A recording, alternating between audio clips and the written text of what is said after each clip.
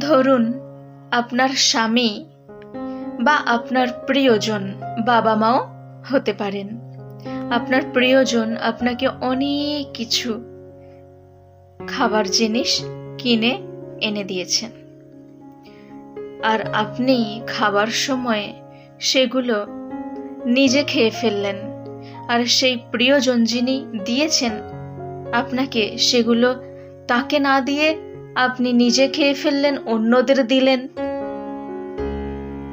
তখন কেমন ব্যাপারটা হবে? খুব খারাপ হয়ে যাবে, তাই নয় কি?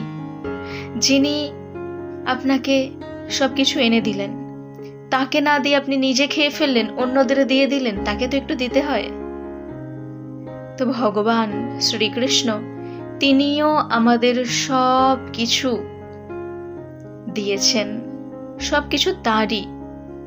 তো তাকে ভোগ নিবেদন না করে আমরা যদি নিজেরা খেয়ে ফেলি, অন্যদের খাওয়াই, তাহলে ব্যাপারটা কেমন হয়ে যাবে? ভগবান শ্রীকৃষ্ণ তিনি কিন্তু সব খেয়ে ফেলেন না। তাকে যদি আমরা ভোগ নিবেদন করি, তিনি কি সব খেয়ে ফেলেন, শেষ করে ফেলেন? যেমন জিনিস তেমনই থাকে, কারণ ভগবান তিনি সাধারণ মানুষ না। তাকে খাবার জন্য যে মুখ দিয়েই খেতে হবে এমন কোনো ব্যাপার নেই।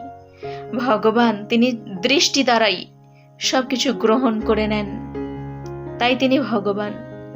তো তবুও আমরা তাকে নিবেদনটুকু করছি না। তিনি তো আর শেষ করে ফেলছেন না খেয়ে, যেমন দিচ্ছেন তেমনই পেয়ে যাবেন ফেরত, এমনকি আরো অনেক কিছু পাওয়ার সৌভাগ্য লাভ করবেন, কিন্তু তবুও নিবেদন করছেন না। এরকম করা উচিত না। সব ভগবানকে নিবেদন করে গ্রহণ করুন প্রসাদ।